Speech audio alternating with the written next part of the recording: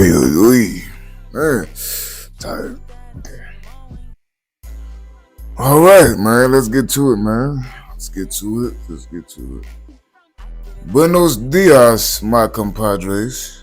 I am glad to be back here on the Daily with Larry show. Another week has gone by, and I got another week full of shit. So, if you're tuning in, or if you're just now tuning in to the third episode, please go back and watch 1 and 2. There's a lot of informative information in there.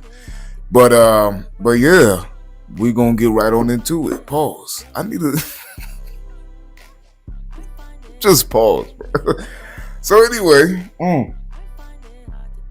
I want to get into straight into politics.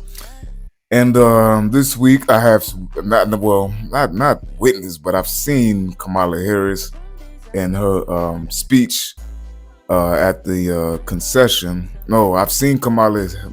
I've seen. So Kamala Harris doing her speech. I want to say it was a couple days ago. I witnessed, and she made a little quick comment of giving a little speech and everything else. And then within her speech, she also said, "I told you so." And we all know what in reference of what "I told you so" means. Basically, she's saying that you shouldn't have voted for Trump. That's basically what she's saying blatantly out loud. Just take a look, man.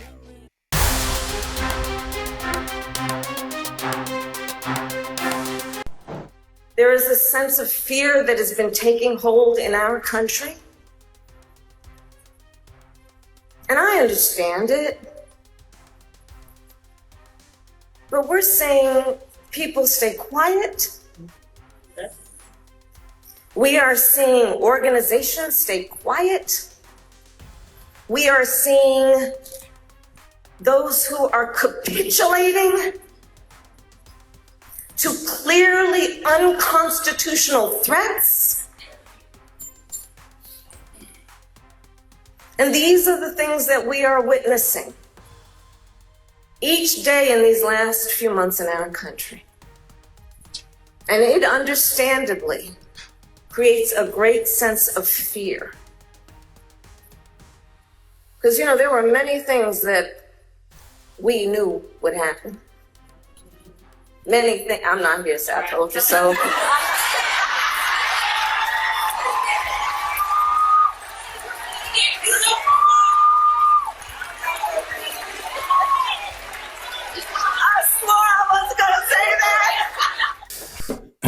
Hey, listen, man.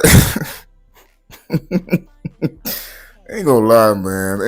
And even though I discuss political things up here, and I talk about certain things and whatnot, but I try not to give my deep personal views on politics because everybody feel how they feel in politics, and I don't dig too deep into it because that's just not what I do. But I give my light opinion on certain things. But before I even get into the nitty gritty, man, I ain't gonna lie, bro. I may not be the biggest Kamala fan. Just throwing that out there. And, some people might not like it, some people don't mind. That's just what that is. I'm entitled to my opinion. You entitled to your opinion. Hey, feel what you feel about it. All respect and love. But I ain't gonna lie to you, bro. She not a bad. She's okay. Okay. Look. I'll put it like this. This motherfucking back in her day when she was fucking around with Montel, man. I tell you what, I'm pretty sure she was throwing that kitty cat back for a little stack. You feel me? So, in my personal opinion, she's not a bad looking woman, man. She's not ugly. You know what I mean?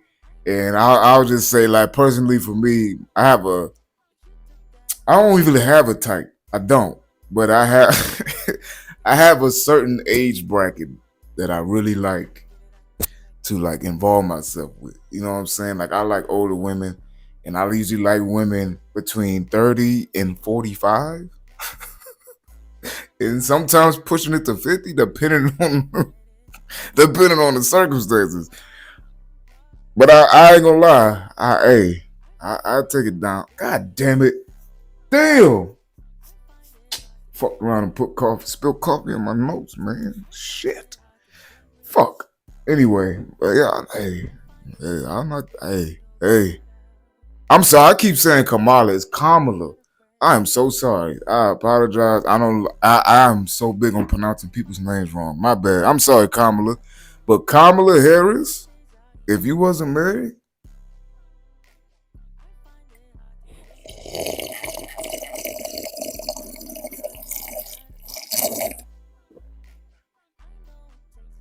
anyway, now what she was talking about was, or referencing to, was I didn't come up here to say so, but I told you so. Is telling people, the American citizens that they voted for the wrong party. Now, give it a take. Everybody has their own feeling, opinion to whoever they voted for, and that's just gonna be what that is. But at the same time, is she wrong though?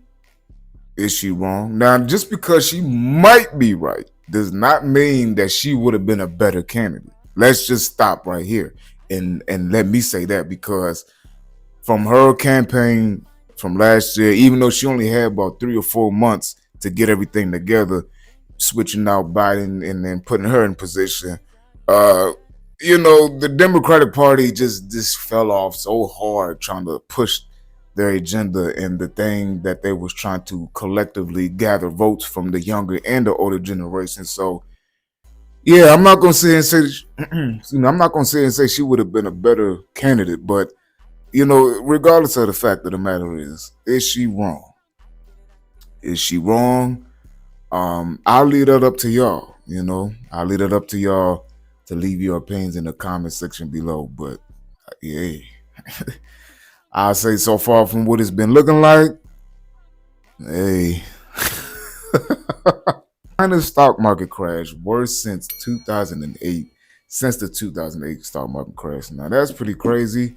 China's, stock market has plummeted since the tariffs has been in place, and due to Trump. And I just recently found out that China has hit China has hit America with 104%. It's either 104 or 108% stock. I keep saying stock. Tariff percentage against the United States. It was at 84% at first, but they didn't hit us back with 104%. Mind you, now that Trump has paused the tariffs changes for the next 90 days or 3 months, we'll see how that plays out. I don't know what they got going on up there, but it seems like they playing Monopoly with money. They're manipulating the stock market to build their own gains for their own personal use and fucking everybody else over in the process. That's what it seems like to me. And I don't think a lot of people was pissed off about that. I mean, they had the little, thing in DC and all across the country on April 5th. People protesting and all of that. But, protesting is one thing, and I'm not going to discuss that too much on it because whatever. But, there's always another plan to be put in place. You know what I'm saying? And I feel like that plan always starts within your own city. Just breaking it down from your city councilman to your mayor to your governor and that type of stuff. But that's a whole nother matter of fact. I can get into that conversation a whole nother episode. But today I just want to focus on my topics that I've written down. Also, I want to get into the Karmelo Anthony case, and no, not Karmelo Anthony, the basketball player. I'm talking about Karmelo Anthony, the young gentleman that was arrested, I want to say last week, for the murder of, I forget the young man's name. Damn, I didn't forgot. See, I was so focused on one part, I didn't even get the young man's name. So I'm going to have to get his name. But I'm going to put a focal point on that for a second. But I'm going to go ahead and show a little quick video of what the whole situation is at hand, and then I'll come back and give my take on it. Now to Texas, where a father says he forgives the teen accused of fatally stabbing his son at a high school track meet. Police are now revealing what led to the terrifying moment. Here's ABC's Andrea Fujii. New details about the killing of Austin Metcalf, the student stabbed at a high school track meet near Dallas. According to the arrest affidavit, 17-year-old Karmelo Anthony has confessed to the killing, saying he was trying to protect himself. He knew how much I loved him, how much I do for him, anything. I do anything for him. Hunter Metcalf says he held his twin brother Austin as he was dying. I tried to whip around as fast as I could, but I didn't see the stab. But then I look at my brother, and then I'm not going to talk about the rest. So. It happened at the district championship meet in Frisco. Hunter says his brother had asked Karmelo to move his seat because he was sitting under the wrong tent. A witness says Karmelo replied, "Touch me and see what happens." And when Austin grabbed him, Karmelo allegedly pulled a knife. They asked him to move, and when Austin grabbed his backpack to move, take it, he stabbed him in the chest and killed him. He's now charged with first-degree murder. Just because the kid was mad, my son is not here anymore, and I don't understand it. Austin is being remembered as an honors student with aspirations to play college football. Despite the shocking loss, Austin's father says he chooses forgiveness over anger. I forgive the other person because the forgiveness is not for him. The forgiveness is for me, so I can have peace. His life is destroyed. My life is destroyed. The arrest affidavit says as Karmelo Anthony was being arrested, he asked if Austin was okay. Anthony is being held on $1 million bond.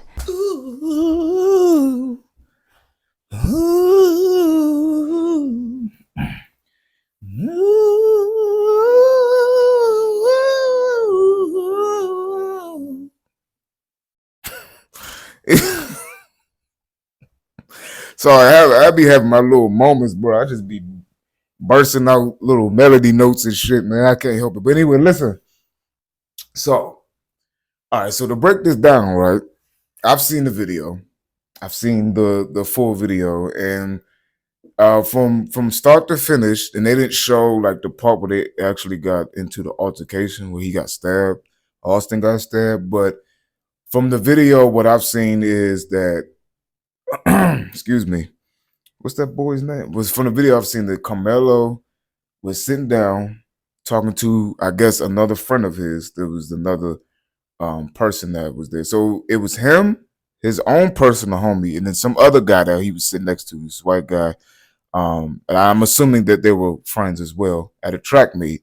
And then maybe like 25, 30 seconds to the video, Austin came out from the right side and he was just kind of blatantly rude to him, or not to Karmelo specifically, but from the video, it sounded like he was talking to his friend, telling him to get up out the seat. And then Karmelo was telling Austin, say, "Hey, bro, no disrespect, but don't talk to my friend like that." Respectfully, of course. And then in the video, they're kind of like going back and forth a little bit, and you can see it starting to build up and get a little hostile. And then that's when the video ends. Now, I don't know if there's another piece of the video out there. The only piece that I've seen is when they were already sitting down. Austin came over to, just have a discussion with Karmelo and his friend about the seating arrangement, I guess. And then, one thing led to another, and then the video stops. But I didn't see the part of the actual altercation statement.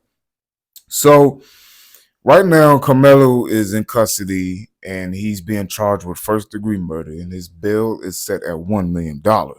Now, I heard some rumors that they're talking about reducing it because he still is a minor and everything else. But, from the whole situation at hand, from what I understand, and also the thing that the media has been pushing is when Karmelo said, "Touch me and find out," right? And by him saying that can work against him in court, as far as self-defense wise, because that's what he's claiming is self-defense. And from I understand, like I said, I didn't see the full video, or I only seen like the video or piece of the video where they was arguing, but I didn't see the part where Austin got stabbed and everything else. So here's my understanding and take on it, right? And from what the information that's out there, that Karmelo, he was already in a space that it didn't seem like a lot of those people already there didn't welcome him there to begin with. It seemed like he was invited from a friend that was already attending that school at the track meet, and they were just having a regular conversation. It was being recorded, cool. And then Austin came out of nowhere, being, I guess, who he is, and walking the way he walked and talking the way he talking, and seeing another black person, he probably feels like he's entitled to say and do anything to him because he's surrounded by his compadres at that school. And one thing led to another. And in my personal opinion, I just think that this whole situation, of course, could have been avoided. And I'm not taking sides on this, and I could, but I'm not going to take sides on this, and I'm gonna break that down in a second. But it's unfortunate. It's unfortunate, number one, that a child has been lost because nobody wants to see nobody die over something that can be prevented. And it's also unfortunate on Carmelo's side because he's still a child. He's a minor. He's 17 years old, and he's getting locked up for first-degree murder is what they charging him with. Now, when it goes to trial, we don't know how that's going to play out. He might be turned into manslaughter. Who knows? But as of right now, he's being charged with first-degree murder because he stabbed him in the chest. And everybody has their own right to self-defense, no matter if you're black, you're white, Asian, Hispanic, Mexican, Indian, whatever, Middle Eastern, African, whatever, Oriental. I don't give a damn what you are. Everybody has the right to self-defense. If somebody put their hands on you, you have the right to defend yourself. And I'm very big on that, like very, very big on that. Like even when I used to get into it with people, you can do all this talking shit all day. That doesn't bother me. You can do this all day. I don't care about that. But the moment that you put your motherfucking hands on me, then we will have a problem. Because I don't play them games, dog. I don't like nobody touching me. Nobody touching me. I don't do that. You know what I'm saying? If I'm out and about, if I get into it with somebody, okay, you can talk that shit all day. But the moment that you cross that motherfucking boundary, you put your goddamn hands on me, then all of that shit is out the window. And I promise you, you're going to wish you haven't touched me. I don't play that. I really don't. So on that side of it, I understand. You can have a conversation with somebody, you can have an argument with somebody, cool, that's fine. Y'all both can walk away. But that one other person, that other party decides to cross that line and put their hands on the other party, then that other party has the right to defend themselves with or without a weapon. Does that mean that Karmelo should have stabbed him? Who knows? I don't know. Especially if Austin wasn't a brute force or had a weapon in his hand. But from what it sounds like, again, I didn't see the whole video. From what I've heard, it sounded like they tried to jump him and his friend, and then Karmelo pulled a knife out of his either pocket or backpack and stabbed Austin in the chest. Now, personally for me, do I think it's farther escalated with the knife? Yeah, because, again, it's a street fight. There's no rules. But I'm speaking for myself, I don't necessarily use weapons unless I really feel like I have to. You know what I mean? I've been in the altercations before where I never used a weapon, and I had to handle my business as a motherfucking man with my own two hands. And I don't mind this shit. I grew up doing this shit all day. Me and my homie Jeffrey used to fight all the time back where I'm from, so this ain't nothing. Now, as far as, going around and stabbing people and everything else, that's a different story. You know what I mean? And, if he felt the need that he had to use a weapon to protect himself and his friend, and if they was getting jumped, hey, the statute's limitations with that. And I get that, But even if it was self-defense, you are a black man at a school that's covered with all white people. No matter what you do through the lens of everybody else's eyes, you are going to be painted as the issue just because you are black.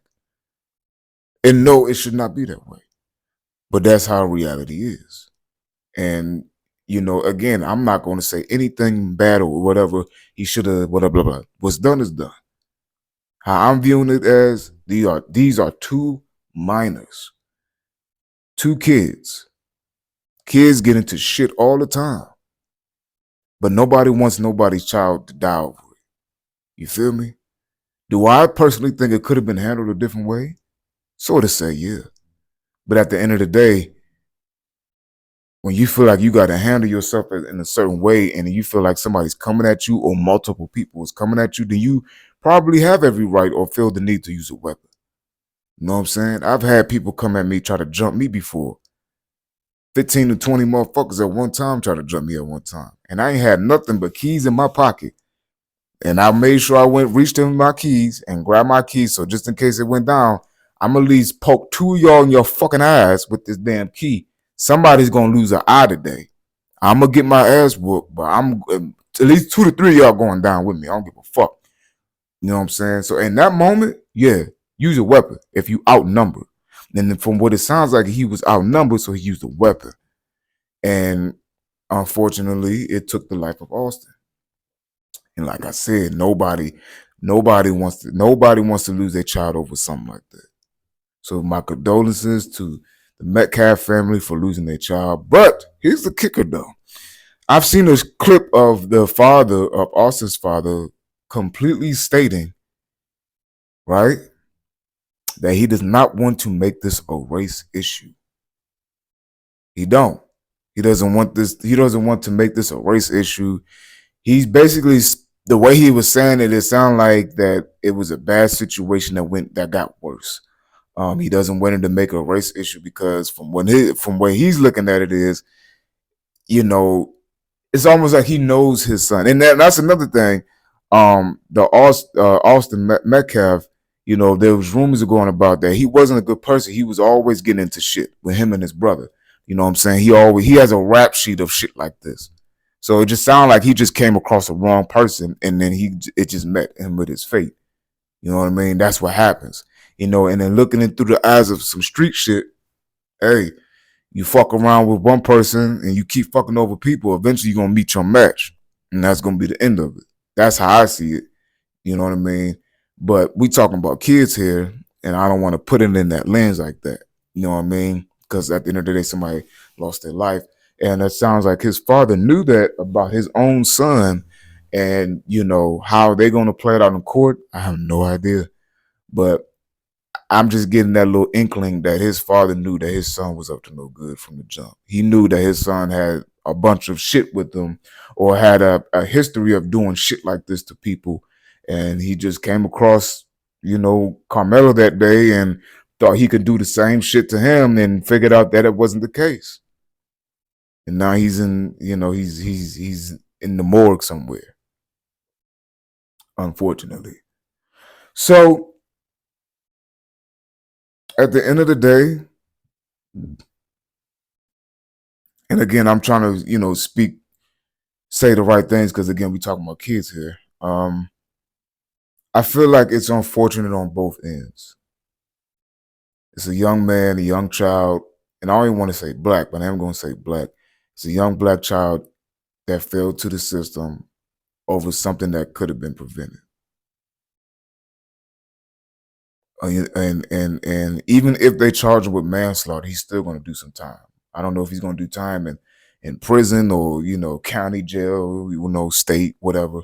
Most likely it'll be prison, because, you know, capital murder is prison time automatically.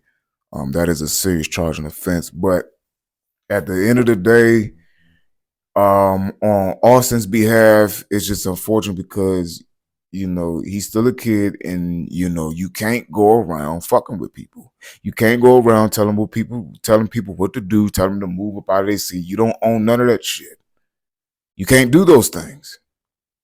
And unfortunately, he met somebody that wasn't going for it. And to be honest, if you go around doing shit like that to people, and somebody handle you a way that takes away your life, that's just what that is, unfortunately.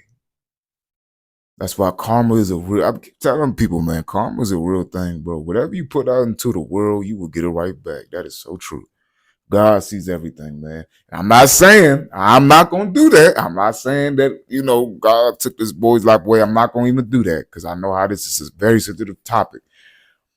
But and just in general, man, you know, for anybody else who's listening, just do right by people, man. It's that simple. Just do right by people, and you ain't got to worry about nobody coming after you with some bullshit. If somebody does, then you know it ain't you. You know what I mean? And like, you know, as a person, as a parent of myself, you know, to hear that your child is gone because of an altercation, I mean, what the fuck? That's going to make any parent feel any type of way. You know what I mean? It's going to make any parent feel and have the I don't want to say that, just have some type of way feeling about the other party that took their child's life away. I mean, it's a fair feeling. But to be fair, also on top of that, your child was out here doing dumb shit and running around acting reckless and wild. So it's like, what much can you say about that when you have a child out here doing wild shit, and when wild shit hits them, they're no longer here anymore. Sad day, man. Sad day for Karmelo and sad day for Austin.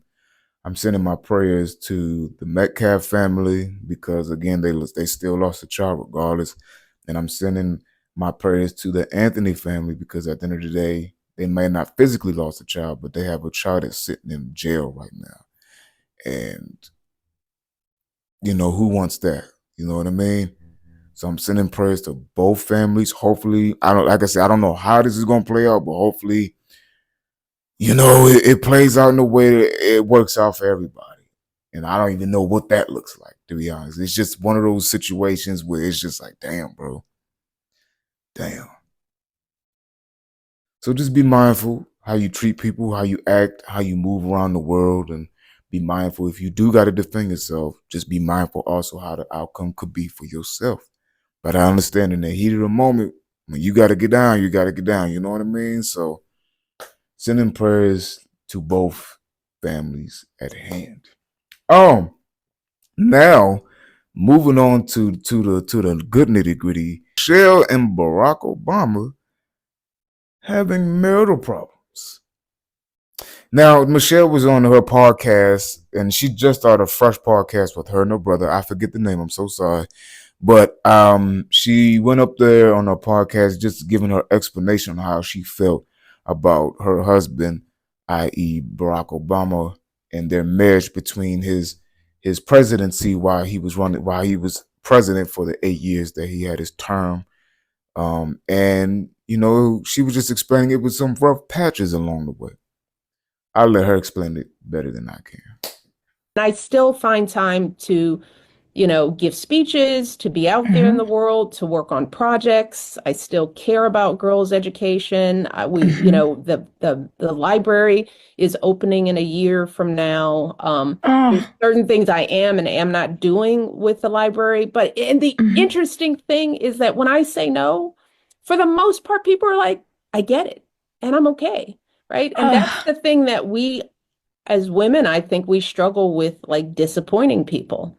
Yeah. You know, I mean, so much so that this year people were, you know, they couldn't even fathom that I was making a choice for myself, that they had to assume that my husband and I are divorcing. You know, this couldn't be a grown woman just making a set of decisions for herself. Right. Right. But that's what society does to us. We start actually finally like going, what am I doing? You know, who am I doing this for? And if it doesn't fit into the sort of stereotype of what people think we should do, then it gets labeled as something negative and horrible. One of the things I say to people as they're thinking about picking a mate, you got to think about like a partner is a member of your basketball team. Ooh, I like this. It's like if you were picking players to play on a team, you wouldn't just pick a shooter. Everybody has to be able to do it all. Yeah. Each person in a couple has to be able and willing to do it all. Yep. So you don't want to marry a man who's like, well, I don't cook. It's like, well, what happens if I can't cook? Right. You know, how we gonna survive? Yeah, you just don't do laundry. Life is so unpredictable and complicated. And then add in kids, right? If you're married to a man that doesn't do house chores and you've had given birth and you've had a cesarean and you can't be on your feet, or heaven forbid you have a difficult pregnancy and you come home and he can't do anything. He's never been grocery shopping. you know, or if you're the woman and you can't balance the checkbook because you've left that to him. Life is too complicated for two partners not to be real equals in it, you know, because you just don't know what's gonna come. Yep. I'm gonna be so fucking mad if all that shit I said.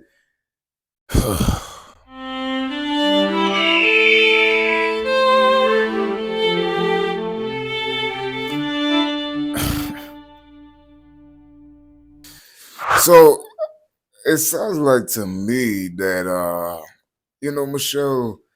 It sounds like to me that Michelle is just doing her own thing. Like I think she's just tired of being around in the mix of politicians. I mean, she was around that shit for 8 years, and she's finally trying to just do her own. Like she said in the interview, she's just trying to do her own thing. People see certain shit. She didn't show up at the Jimmy Carter's funeral with Obama, and then she also didn't show up at the Trump's inauguration with Obama, her husband. So people see shit like that, they automatically think, oh shit, what's going on? They having marital problems and shit. You know what I'm saying? Let's investigate.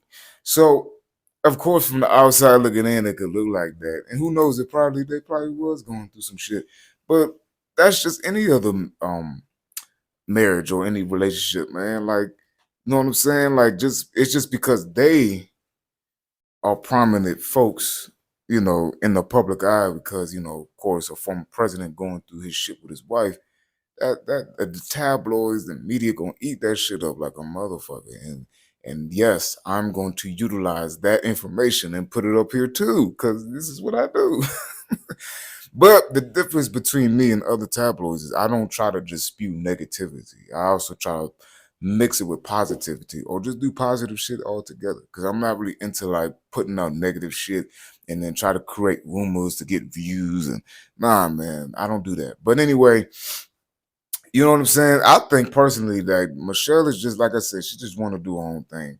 I'm sure they had their problems. You know what I'm saying? I think I read somewhere that while while Obama was president, that they was going through some things because as a president, you don't spend a lot of time with your kids. You're not going to spend a lot of time with your wife, and the only time you will see them together if they're out at an event with each other or they're what I'm saying, stuff like that. So you know, that could be a lot on a marriage. And kudos to them for sticking it out. I mean, of course, they probably was gonna let them get divorced while he was president. And the fact that they still together is even a blessing. But, that could be a lot of stress on a marriage. And as a woman that's, wants to spend time with her man and she's not getting it, guess what she's gonna do? Well, a good woman, right? She will address it to her husband as such. And if it's up to him to take that and then take that as a reflection and be like, okay, let me try to work some out with my wife so I can give her what she needs. And then, da da da da da, versus a woman not really making it much of attention and then seeking attention outside of her marriage from another man. So it can go either way, but regardless of the fact is, I get it. And I think people just like to run with shit, you know what I mean, and just like to make up little rumors and shit like that. And of course, that's something that all of us do. Excuse me, but in reality, man, they just going through shit like everybody else do. To be honest with you, now if there was some shit that to be going on, if there was some shit that they had going on, again, I still don't think they will be in public with it, even though they can pretty much say and do whatever they want now. I mean, Obama ain't been in office since 2016, so it's been um, almost 10 years for him. But at the end of the day, motherfuckers go through it, bro. You know what I mean? But I still want them to be together. I still want them to succeed together. I still want them to have a happy, loving marriage because don't nobody want to see nobody get divorced and everything else. Of course, if it doesn't work out, then shit, split that shit down the middle and go both separate ways. But you know what I'm saying? I like them both. You know what I mean? I think they're good counterparts for each other. You know what I mean? So yeah, man. I don't know. I didn't really have much to say about that besides what's already out there and just give my little quick opinion on it. Like I said, they just go through they just probably go through shit like everybody else do. You know what I mean? But it's also be mindful of just speaking in terms of if you are going to do something with your person in your marital situation, always try to work that shit out first, man. Always, always, always. Especially if y'all been together for a while and y'all got like a solid foundation, but something up in the air might be a little rough and tough. Man, work that shit out, bro. Work it out. Work it out till you can't work it out no more. Because let me tell you, the streets is funkier than a motherfucker. I'm telling you. And I seen one too many times where people will be so happy of getting divorced. Not that says everybody, but they be so happy getting divorced or splitting with their partner, go run out in the streets and act like a hoe for a little while, and then turn around and try to run back to the person that they left. Because they realize the streets ain't shit. It ain't. And it comes from personal experience. But I'm the type of person that once I'm gone, I'm gone. Like if I fuck around and we split, hey, if I was wrong, that was on me. If you was wrong, hey, that was on you. But it ain't no going back and nah. Once I'm gone, I'm gone. Like I've always been the type of person. I've always been the type of person that I don't make U-turns. I don't double back. I don't try to go back and try to fuck with that person again. Nah. Once that damn door closed, the locks are changed for good. You know what I mean? Now, if I see you out in public or anything like that, hey, how you doing? How's the kids? How's everything? How's life? And blah blah blah. But that's as far as it goes, man. I don't mingle and shit like that with my exes. Whatever. So that's just my person. I don't even know how I even got to that point. But anyway, moving on into sports, man.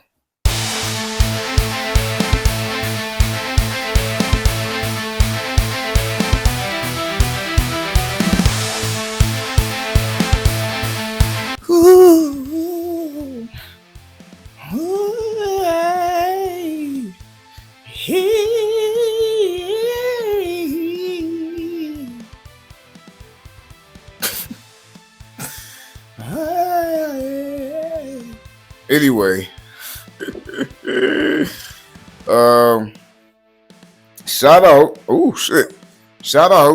to UConn for their big dub at the NCAA against South Carolina. Man, most importantly, shout out to Paige Buckers, man. That girl has worked hard to get where she is now, and I think she was very deserving of that dub in the NCAA against South Carolina. Man, she has been through a lot as far as her injuries and everything else in her career, and now she can finally finish off with a big dub in the UCAA. Take a look. National champion Paige Buckers, you're here this morning. Any good celebration stories? Has it just been going all the time in stores since Sunday? Yeah, just a whole lot of not sleeping, celebrating with the team, just enjoying what we did. Yeah. We like the fact that you were still wearing the net around your neck. And you said you just took it off yesterday? The championship net you cut down? Yeah, it's my favorite necklace ever. But you got to give it a little break. We saw in the piece there how much you've been through. For people who haven't followed your career, you have this incredible freshman season. You're the National Player of the Year. Then you get injured one year. Then you're out the next year as well. It was a long road to that title for you, wasn't it? Yeah, it was a journey of resilience, of overcoming adversity. I wouldn't trade it for the world just because it became such a beautiful story and remarkable journey of ups and downs, highs and lows, of keeping the faith, of working extremely hard. And I really wouldn't trade it just to have that overwhelming sense of gratitude for life, the appreciation for everything that comes your way, and then to cap it off with this, it's just been an amazing journey. All right, so we got UConn versus South Carolina, finishing off at the game with 82 points for UConn, 59 points going to South Carolina with a 23-point lead to close the game. Paige Buckers with her score stats with 17 points, 3 assists, and 6 rebounds. Sarah Strong leading with the most points with 24 points, 5 assists, and 15 rebounds. Then we got Chloe Kitts And on South Carolina with 9 points, 1 assist, and 6 rebounds, and Joyce Edwards with the most points on the team with 10 points, 1 assist, and 5 rebounds, shooting for 4. Man, what a game. Shout out to UConn getting that dub at the NCAA tournament. They much deserve. Now moving on to Chris Matthews, aka the Lethal Shooter. He has given back to the Boys and Girls Club, part of the DMV, and I just want to showcase that because a lot of people don't do stuff like that these days. Is giving back to the community as far as the Boys and Girls Club. And the reason why I want to show that personally, because growing up as a kid, I went to the Boys and Girls Club faithfully. You know, I went to the Boys and Girls Club, and I played tennis for 2 years. I was in a tennis tournament for 2 years there. I also played a few other things while I was at the Boys and Girls Club. But I love to see when people give back to the community.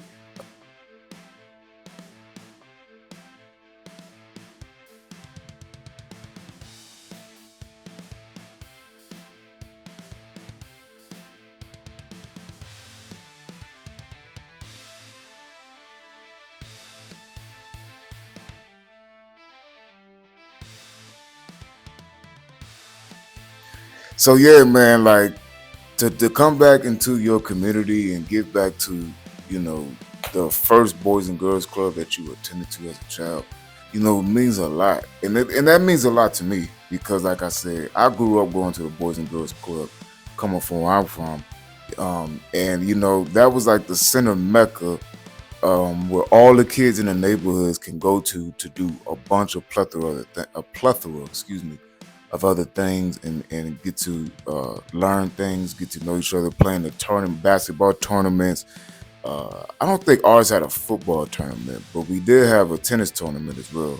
And that's the thing that I played in. And I love to see, you know, athletes in the community give back to the community to help out the children within that community.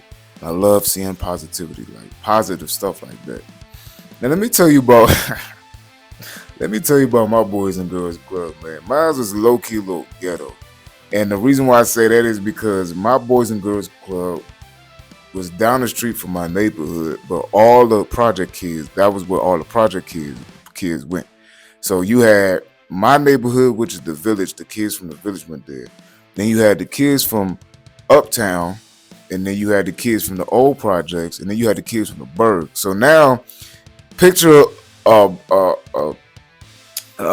bunch of ghetto hood kids all in one little, you know what I'm saying, vicinity. And you know how I started going to, because my school was Jefferson Houston in Alexandria. So I went to Jefferson Houston, and then right next to my school, which this shit look completely different now, dog. They didn't completely redid Jefferson Houston. It looked like a damn college almost, but it's an elementary school, mind you. But there was a rec center that was right next to Jefferson Houston, and me and my older brother and sister used to go there after school every day.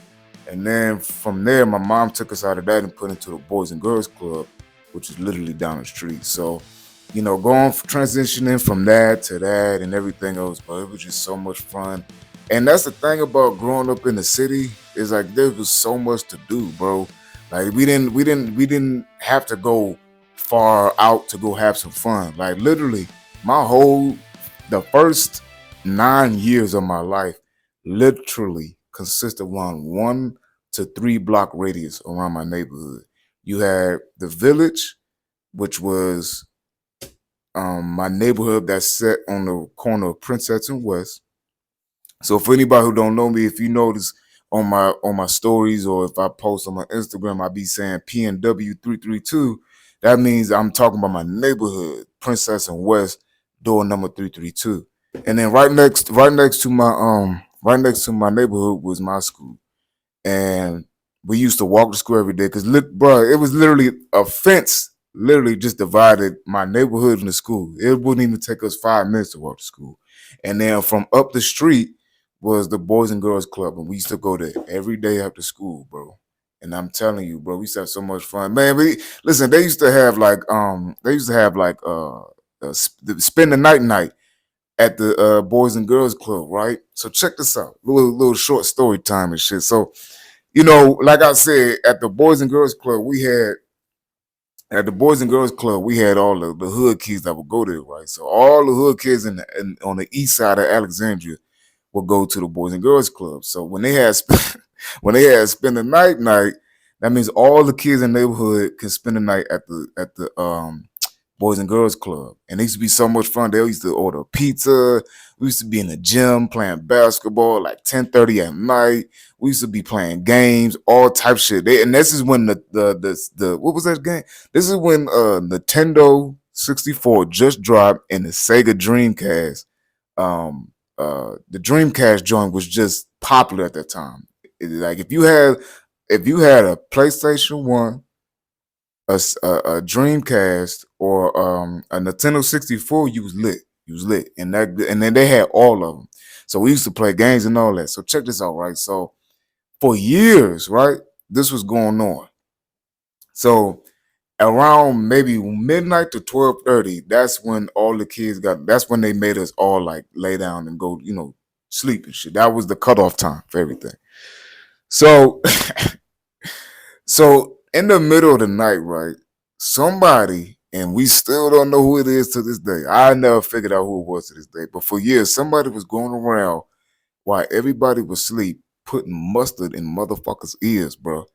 Niggas was squeezing mustard in niggas' ears while they sleep. Niggas will wake up with cake of mustard in their ears, bro. They would wake up and be like, damn, bro, I can't hear. And then they have a whole ear full of mustard and shit. Dried mustard, bro.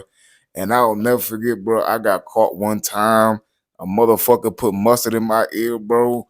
I woke up, because I sleep on my side, so I woke up and my whole right ear just caked up with mustard, dried mustard, nigga. And I'm like, you motherfuckers really got me this time. And then whole time, somebody told me it was my dog Jeffrey. My homie Jeffrey did that to me, you bitch ass nigga. Yeah, bro, like niggas was waking up with mustard in their ears and shit. Somebody want to be an asshole and go put mustard in motherfuckers' ears and shit, bro. I got a matter of fact, one of these days, I'm gonna create a whole episode just talking about my childhood growing up in Alexandria, bro. I'm telling you, bro, it was so much fun, dog, just growing up there, where I'm from. But anyway, I'm sidetracked. But yeah, man, I just wanted to give a shout out to him because, man, giving back to the community, giving back to the Boys and Girls Clubs means a lot for the children within that area. I'm telling you, bro, just giving back, period. It's just, I don't know, for some reason for me, when I see stuff like that, you know what I'm saying, I just love it, bro. Because it's like you just not only doing for yourself, but you're doing for the kids that's coming up behind you. You know what I'm saying? So shout out to the lethal shooter, Chris Williams, for doing that. I just wanted to post that out there because not a lot of athletes is doing that. Or that I've seen. If they are, I haven't seen it, not saying they're doing it, but if they are, shout out to you. For real. Now, moving on to my good dog, Dion. You know, Dion always got a good word to say. You know, I always like to hear good words. So here's Dion saying a good word. Thank you, Lord. Thank you, Lord.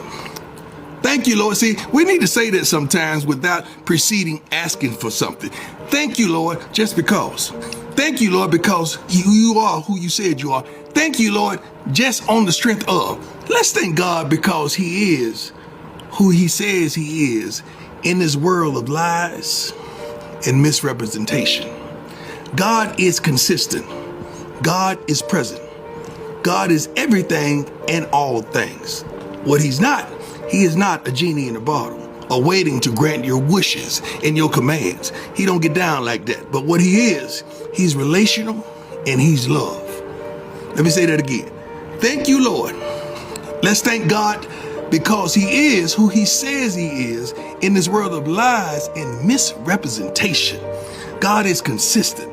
God is present, and God is everything and all things. He is not a genie in a bottle awaiting to grant your wishes and your command. God is relational and God is love. Let's go get it today.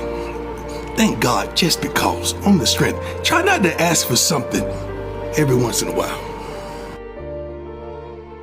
But yeah, man, my dog Dion, man, he always gonna come through with a good word. And, just being straight up, just asking, not even asking God for nothing, just praying to God and saying thank you for another 24 is a lot, bro. Like, I don't think people understand, how valuable life is. And when you just wake up, just when the moment that you open your eyes, you don't grab your phone, you don't get distracted by the TV, you don't do nothing else. The moment that you open your eyes in the morning and you say, "Thank you, Father God, for giving me another day." That's a lot, man. Like, I've lost multiple family members and close friends that died in their sleep, went to bed and never woke back up. And when you witness that, when you deal with that, when you feel that, when you experience that, that just makes you appreciate life a lot more, man. Like, a lot more. You don't want nothing but just life and peace. That's it. That's all I want these days, just peace, man. Like, and I'm just gonna go in the back end story, not too much, but when you grow up, dealing with stuff all the time, you typically grow up faster. And then you just get to a point in the stage in your life where you just want peace. And every day I wake up, bro, I just thank God for just waking me up regardless, giving me another shot at life to make something of myself better than I was yesterday. You know what I mean?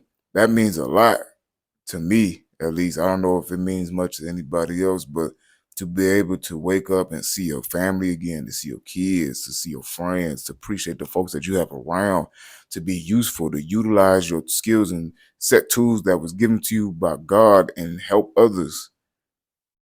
That's the purpose for everybody on this earth, is to utilize the gifts that was given to you by God to help others.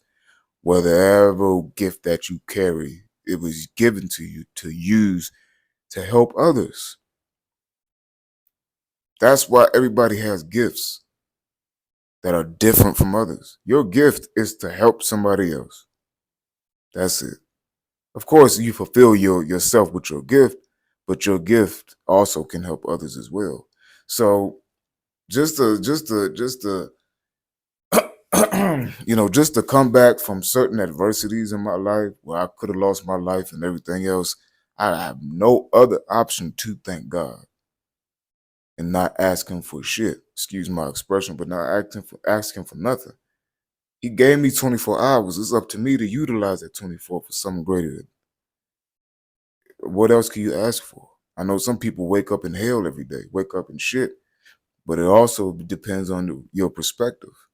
Yes, I'm not going to sit here and say that people don't deal with their daily battles. I'm not going to sit here and say that at all. I deal with my daily battles on a motherfucking every fucking second of the day, bro. I just don't show it.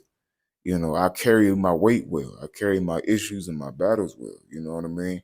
But at the end of the day, that don't mean I'm still ain't dealing with stuff. Just like everybody else dealing with stuff. And I don't mind helping people deal with their shit. Especially if I know that person is trying to help themselves and change. You know what I mean? So if you did some bullshit yesterday and you wake up today and thank God for forgiveness, do that. It means a lot to him. You gotta look at God like your parent that you can't see. You know what I'm saying? God will always be there for you, but he doesn't control what you do. He doesn't control what you do. It's like having a kid. You raise your kid right. You try to teach them everything they need to know, so when they go out in the world, they be protected. But they're gonna do what they do regardless. And what happens? The unconditional love for your child when they fuck up. That's if you really love your kids. Some people don't love their kids, but when you really love your kids, that unconditional love, no matter what your child do, even through holding them accountable for their wrongs, you still love them in a way that you try to guide them in a better direction of what they took themselves into. You know what I'm saying? So wake up every day. Thank God. Appreciate his presence and knowing that if yesterday wasn't that great, today is going to be better than yesterday. You feel me? Yeah. That's all I wanted to speak on that. But shout out to my dog Dion. Y'all know me, man. I'm always gonna shout out Dion on here. He's just one of the most solid individuals ever, right? Let's all agree.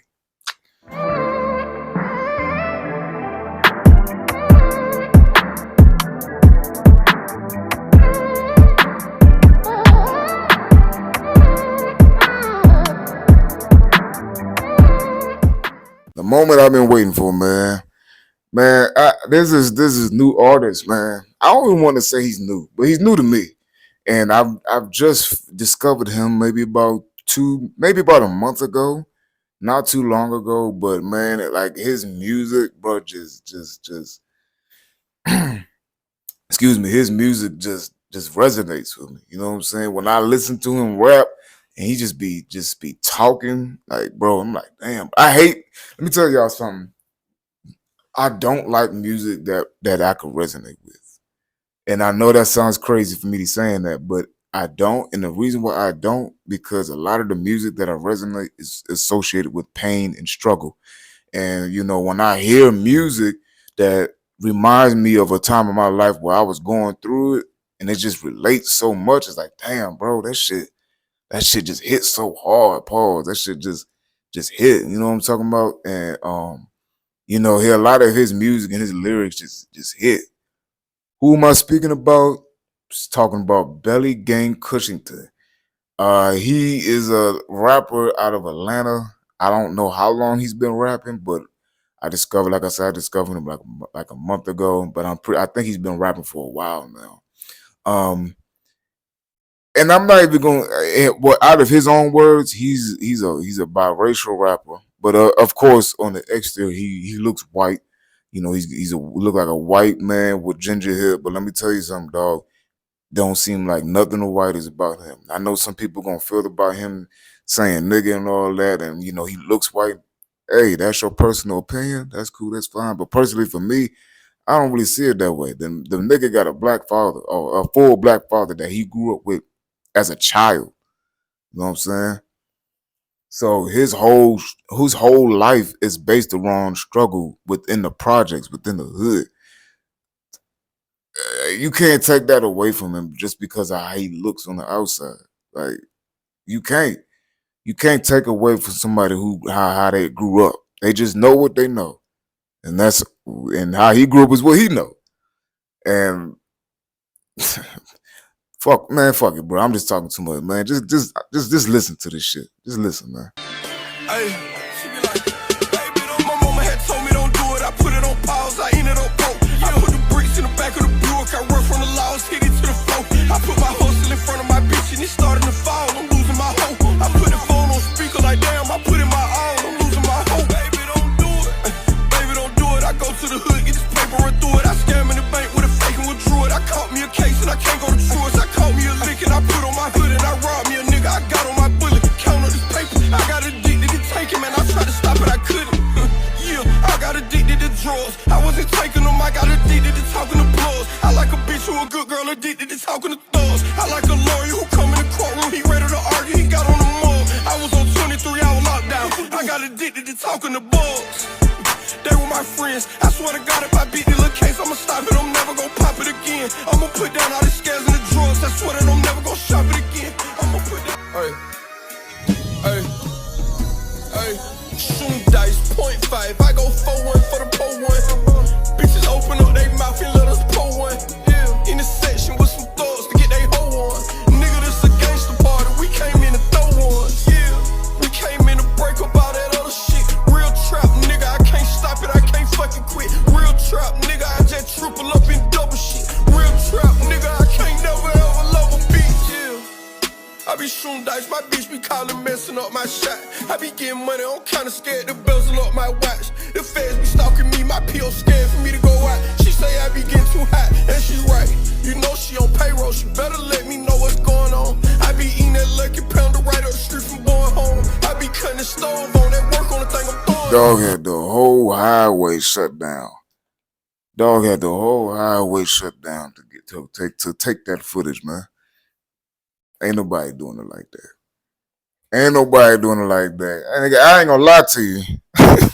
I definitely would be pissed because somebody definitely went into work 2 hours late. Now, how the fuck you gonna explain to your boss that you 2 hours late to work because a nigga decided to block the whole damn highway to shoot a music video? Oh my gosh, bro. But nah, shout out to Belly Gang Cushington. Keep doing your thing, keep thugging, keep pushing that good street music. You know what I mean? Y'all already know I love a hood street music, and everything else, you know what I'm saying? But, you know, like I said, man, when you just listen to something, man, and that shit just hit, and that shit just relate, and that shit just like damn, bro, like I know what that feel like, or I've lived that life, or I felt that. Ain't nothing like it, bro. So shout out to Belly Gang Cushington. Moving on, man. They got the front porch performance with my dog Young Dro and T.I., dog. Like that was nice to see, bro. That's so nice to see Dro back in the game now doing his thing.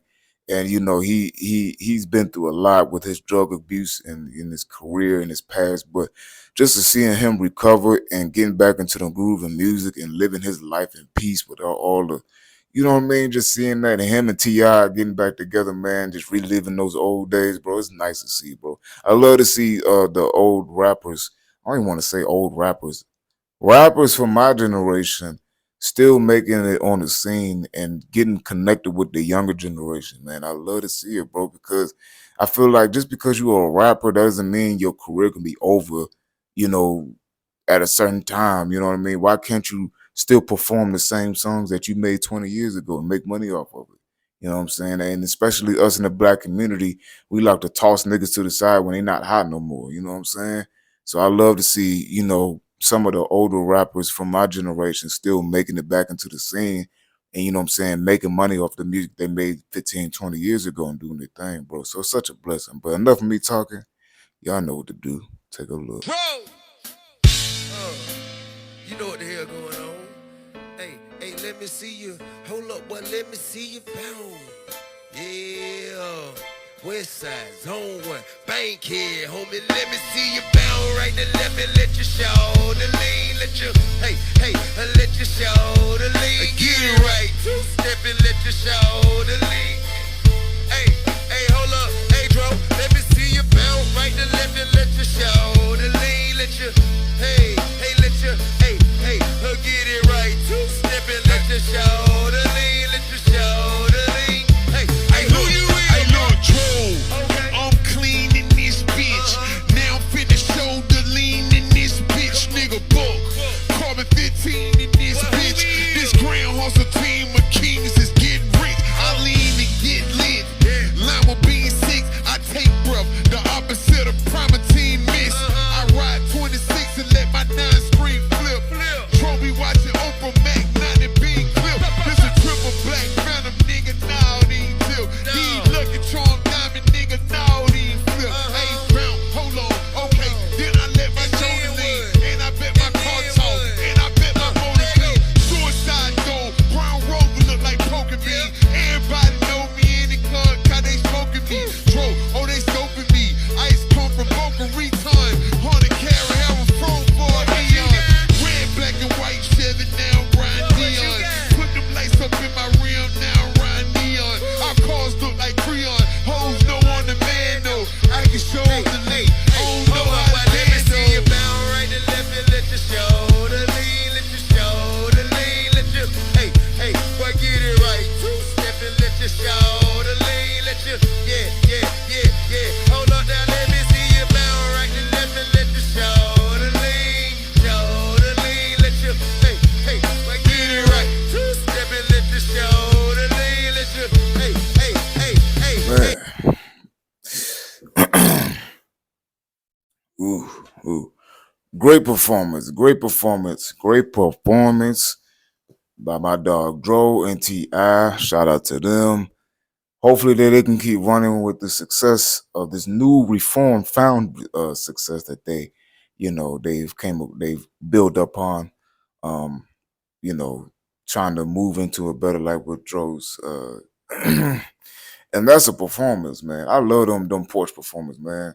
You know what I'm saying?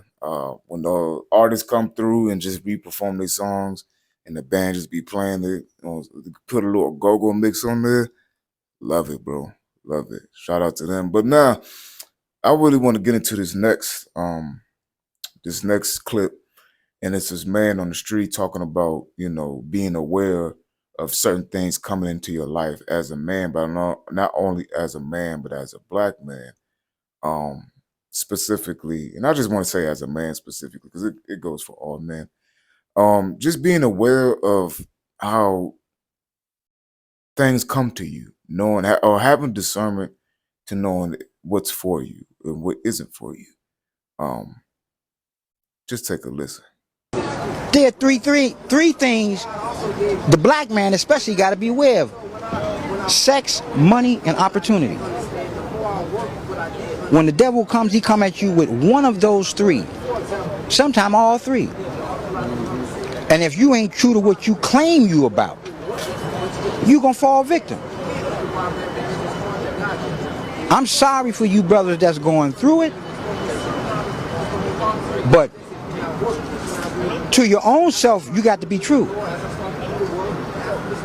Is this how you want to teach your sons when they come up? Bang them and leave them? Or if you get a wife, cheat on her? We had to have learned something from those who went before us who did all of this. And we still playing the same dumb, stupid game. Wasn't you instructed that the last trick the devil will use will be his woman? You think you pulling her, nigga? He giving her to you. That's part of the plan. And you fell for it. Wake up. Keep your thing in your pants, and you can keep your money in your pocket. Stop acting like a hood rat and start acting like the king that you. Sex, money, and opportunity is one of the three weaknesses to a man's downfall, as he mentioned, and the devil definitely knows it. And, you know, I low-key been hit by that bullet. Especially when you're a young man and you don't know no better, and on top of that, you don't have much guidance. Like, of course, you'll kind of almost, I wouldn't say fall for anything, but you'll get distracted by things that it's not going to apply to your life in a good way. You feel me? And I've gotten hit by the bullet by that, at an early age when in my younger 20s. And, and that's because I knew better. I just didn't give a fuck. That was my mentality, and I didn't have a lot of guidance growing up. So that's the main reason why I didn't give a fuck about a lot of things, because I didn't have guidance. I didn't have, really true, real male role models in my life. So I kind of just raised myself on how to be a man and do certain things and move how I move, do what I wanted to do without nobody saying anything above it. And that has led me to go down a path that's cost me a lot of destruction, cost me a lot of money, caused me to lose some good people in my life, caused me to burn some bridges. And going through all of that, when the devil comes at you and tempts you with your weaknesses, there's no good ending to that. Even for myself, as a father of three children, 2 sons and a daughter, I've looked back on the things that I've done in my past, and I'm like, man, I wouldn't want my kids to do that. And once I started looking at life through that type of lens, then I started making some real heavy decision making and changes in my life, because I'm like, if I don't want my sons doing this, I don't need to be doing this. If I don't want my if I don't want my daughter to be involved in this, or my daughter to come across a motherfucker like me, I shouldn't be doing this. So I started to make some changes in my personal life, because I need to be in a prime example of what I want my children to be, and a better version of me. So that right there, when I listened to that video or that clip of that man saying that, it's just like opened my eyes, to really pay attention on how I'm stepping and how I'm moving. Because, if you ain't got no kids, do what the fuck you want to do. And I'm just speaking from my personal, through the visual of having kids, or that in that order. But if you don't got no kids, do what you want to do. But at the same time, still be mindful. You know what I mean? If you're not representing for nobody else, represent for yourself, man. Don't get caught up in the mix and get yourself caught up in some shit that you can't get yourself out of. You know what I'm saying? Us men, we always get caught up with women, trying to go out there in the streets and go make some money, getting into violence and all that other shit. And I fell to all three of them, and all three of them fucked me over in the long run. Pause, excuse my expression, but it did, because I didn't take the time enough to really investigate the situation I was in, and then end up getting burnt. But I would say I burnt myself because, like I just said, I didn't take enough time to investigate the situation at hand. I was just young, fast, and moving, stupid, simple, and slow. And I learned my lesson from that. And speaking of which, how I say, like, what he say in the video? Do you want your sons to cheat on their wives? Do you want your sons to do certain things in the street? Do you want your sons to do? And then when he said that, I was like, damn, bro, he got a point to that. He got a very solid point to that. Because no, I wouldn't want my son to do that. And then, coming from personally for me, I have a record, I have a past, I have done things that I'm not proud of, and I can't go back and change them now, of course. But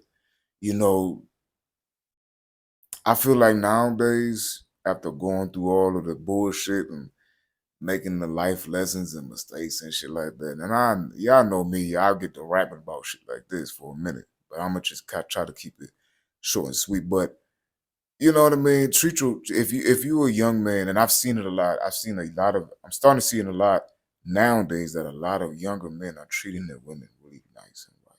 They're treating their women really good. And I respect that and I appreciate that, because you set an example for the next younger generation coming up, versus a lot of us out here was just doing some dumb shit, going from woman to woman, doing this and doing that, and just out here just being a wild motherfucker, man. And it's not cool to not pour into a person who's pouring into you. You know what I'm saying? In order for somebody to pour into you, you have to pour into them. You guys have to pour into each other. And when you guys pour into each other, you create a solid bondage. You create a solid unit. Bro, there's nothing like having a shorty to come home to that you can relate and relax at the end of the day with. Not to say that there's other people that aren't in miserable relationships, but at the end of the day, that shit is life, bro. To come home to your wife and kids and everything is cool and copacetic, instead of running out here in the streets doing some dumb shit, and then you fuck yourself over your family. It's never worth it, dog. So fellas, be mindful for every step and action that you take, because it will be reflected in your past in the long run, especially if you have kids. As a man, if you have sons, move accordingly to how you will want your sons to move. Mothers, if you have daughters, move accordingly how you want your daughters to move. If you don't want your daughter to be out here sucking dick and being a whore, the apple don't fall too far from the tree if that's what she's witnessing. Same thing, vice versa for the men. If you don't want your son out here going and getting into some street shit or dangerous shit or fucking some hoes and end up getting the wrong woman pregnant and all types of other shit, move accordingly. It's that simple, man. It's that simple. Next thing I want to show is Marlon Wayne's giving his point of view on life and everything else about time. Take a look. I'm 52, and God blesses me to live another 20 years. That means I got more days behind me than I do ahead of me. I'm not letting anybody waste not one fucking moment of my life. I'm gonna enjoy this ride, and if I need to be alone to enjoy it, then that's what will happen. But what you will not do is strap me with all your shit and make me responsible for your history. Your shit. And that was a good take from my brother Marlon. Shout out to him. And that, again, going back to kind of relative to what I was saying, man, just, when God gives you time, man, don't waste it, man. When you wake up and realize that, damn, this amount of years went by and this is what I got to show for, that's the moment that you wake up and you say, yeah, I'm not letting nobody else fucking around with my time. And for the folks who know me, that's the most irritating thing for somebody to do, is to mess with my time. I done lost money. I done lost cars. I done lost women. I done lost a lot of items growing up. I done lost a lot. I took a lot of L's in my life. But those things can be replaced. But the thing that can't be replaced is my time, bro. Like, I feel so disrespected when I feel like somebody's wasting my time. Like, you don't get that back, man. And then, you know, what happens today is what happens today, and it's never coming back. So you make the best of it.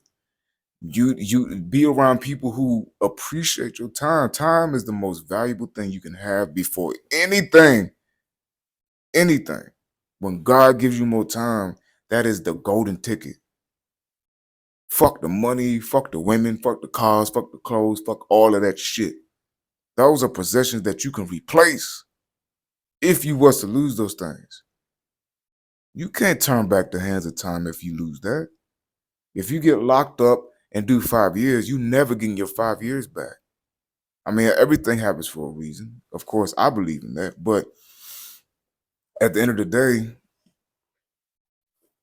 those 5 years ain't coming back.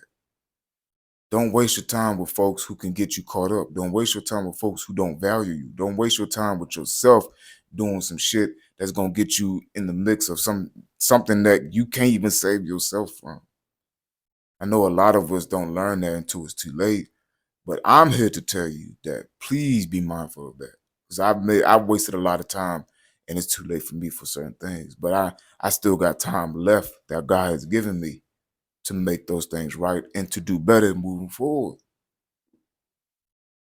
You know what I mean? And don't waste time with somebody who ain't trying to waste time with you. Don't try to follow up with somebody who's using you just for the time being. Fuck that. Go out there and live your life to the fullest. To the fullest. For real, man. Because you don't get this bitch back. You get one ticket. You get one irreversible ticket that you can cash in one time. Non-refundable. This is a non-refundable ticket. So if you got a situation in your life and you moving away, you moving accordingly as such, I pray that you be very mindful of it and sincerely do. Utilize your time and use it well. You know what I'm saying? All right, so listen, moving on to the bullshit of the day. I seen some funny shit, and it was another video of was they in the? I don't even know if they were in the damn, what you call that shit? I don't even know if they was in like the Zoom thing. I feel like they were. I don't remember, but there was a lot of people in the Zoom meeting thing. And they was just having a little conversation, the topic, and it was this girl, she was just on there just, you know, cooking, and she was asking everybody else how her food looked if she was using the right ingredients. Bro, just fuck what I'm talking about. Just look and listen. You gonna have to. So have you ever marinated chicken before? Because I've never done that, and I feel like, I ain't gonna show y'all, I feel like, I don't know. Like, hold on now. What you mean? Okay, hold on. Backtrack. What kind of chicken you making? I'm making chicken sandwiches, but the girl on the Instagram, she marinated her chicken first for a couple hours, and then she put it in the flour and then put it in the oil. So did you soak it in buttermilk? Yes. Okay, so you good. But look at it. What is that? Put it in the fridge? Did you put it in the fridge? Yes. Yeah. What else is in it besides buttermilk? Wait. Is buttermilk and heavy whipping cream the same thing? Oh my god. Did you put heavy whipping cream, girl?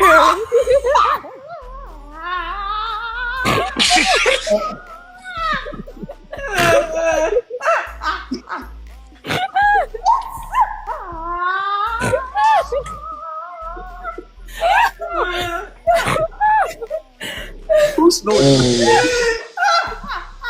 I know if you cooking for the cake, I'm gonna go ahead and pass ass down on him. She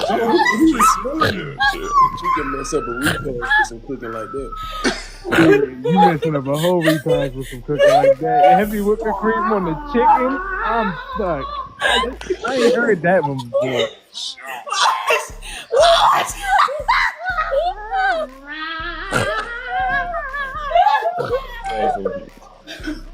Might need to repent. Who is snoring? Nah, somebody snorting. She over there starting up the call. Zell. Why would you think that? Bro, y'all missing the fact. She was dead serious. That was not a joke. And she, listen, earlier she said that thing was sitting all day. Hey, B, she was excited for that chicken. She was ready. You got the Florida and the haircut. Wait, is it messed up? Yo, just got shot down to the bottom. Is it messed up? Yep. Oh, What is away? it messed up? Oh my gosh. Bro. Oh my god. Hey, that nigga said, "What is that?"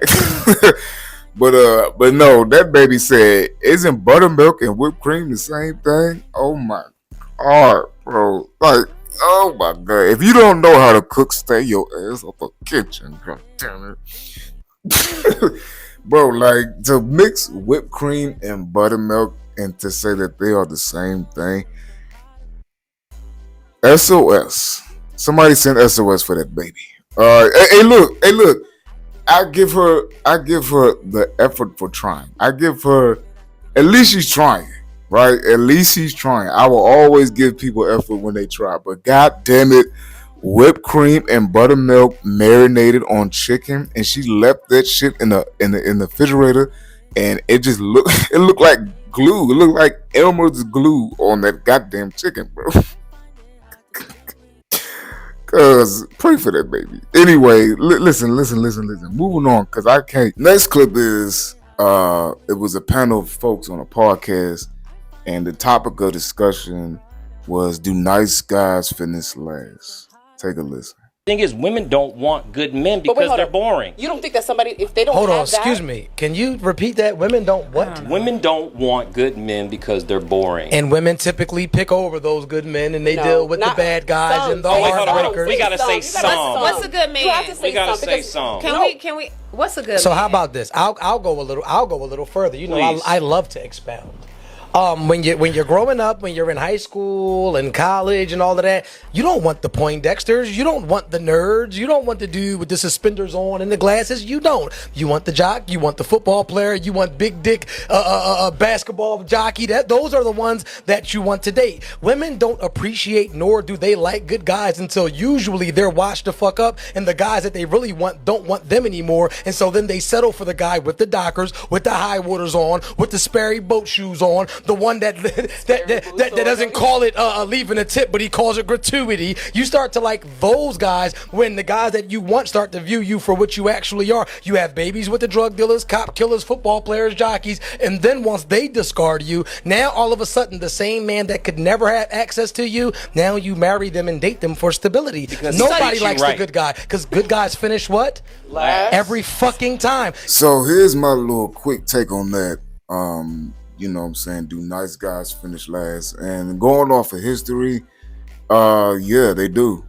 You know, and the reason being is because women like the dangerous nigga, man. You know what I'm saying? They don't like boring shit. Like I've even said it on here on my podcast, but I've specifically said that when the woman get bored, she start looking and searching.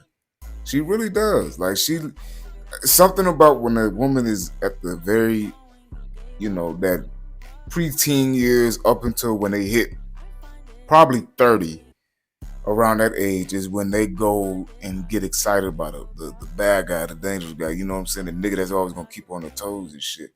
And then what they do after they done been ran through by a bunch of other niggas that they couldn't catch, then they go end up making a baby and being a family, being a wife to the nigga that's been on the sidelines the whole time watching the play to go down. You know what I'm saying? And they end up marrying that motherfucker. And bro, you can't sit up here and say that ain't they've been to play for years for women to go and pick the nice guy that they should have picked the first time around, but they end up falling for the nigga that fucked them over 100,000 times. Then when they tired of getting fucked over, they go run to the nigga that's been waiting there the whole time. The man that they should have picked. But you know, women always going to pick the wrong decision anyway. No, I'm just kidding. I'm just fucking with you. But now listen, man. Yeah, nice motherfuckers finished last, man. You know what I'm saying? That's just set in stone when it comes to women, man.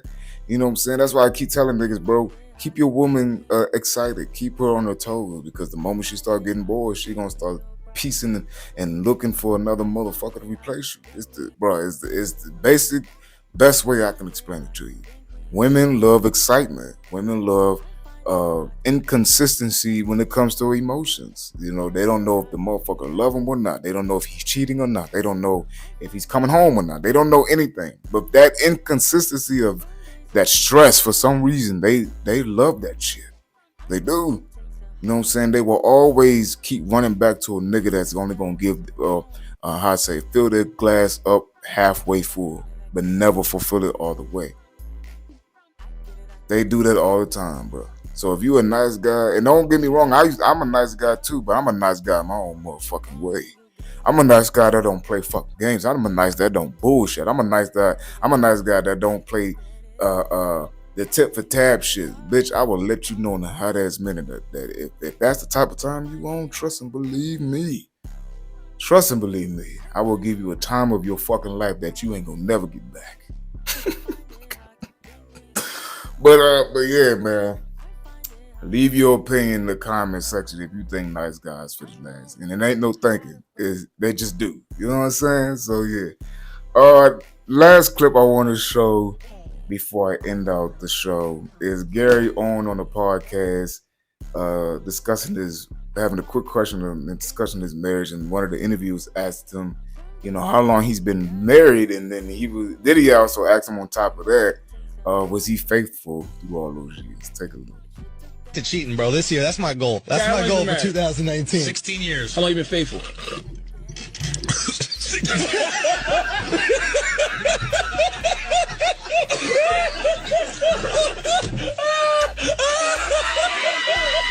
Charlamagne hell for that, bro. That nigga always setting the nigga up. You know, that nigga's entrapment altogether. That nigga said, how long you been faithful? And instantly started choking off his drink, man. Like, that shit funny as hell, because that just kind of reminded me of a time when I was asked that same question by a close friend of mine. I was asked that same question by a close friend of mine. And it just didn't really throw me off until I'd be like, damn, I really wasn't a faithful motherfucker. Like, I don't know, bro. I guess in my mind, I was like a little delusional when I was in that 6-year relationship. And, you know, of course, I know I've done some things within that relationship, but when somebody asked me that out loud and I responded with, nah, I just thought to myself, like, damn, bro, I really ain't. And it's crazy, nigga. It's crazy because I said before we even got to that point, I was like, nah, baby, I ain't gonna never cheat on you. I ain't that type of nigga. And I really wasn't. But again, like the man said, when the devil presents itself to you, man, you fall short on that end, dog. I'm telling you, bro. Oh my God, bro. I was a young nigga too, man. I was a YN. I was like, 22, 23. So nigga, I was, bro. Yeah, so some of the stuff I want to say, I've already said it on my podcast. So if you really want to know, you just go listen to my podcast. But yeah, man, like infidelity is a thing of my past. And I'm not ashamed of it. You know, I've already moved on from that, you know. But at that time, man, I ain't gonna lie to you, it was fun as fuck. It was fun, man. You know what I'm saying? You got your little shorty over here, you know, shorty at home, and then you got your little shorty over here that you little fucking with, and then you got your little shorty over here that be bringing you food and shit, nigga. Nigga, what? Nigga, what? Nigga, talk about keeping it P, nigga. Let me tell you something. Oh, no, I can't tell that story. I can't tell it. I can't tell that story. I already told that story, but I don't want to tell it again. I should though, because who cares? Who gives a fuck? But nah, bro, like when you just thugging it out with your lady, man, and you got your other little shit on the side, you know what I'm saying? You know what I'm saying? You kind of feel to a certain type of way, you know what I'm saying? You're basically ego driven, is what I'm trying to say. Like you handling business over there, man. Actually, matter of fact, at one point in my life, I was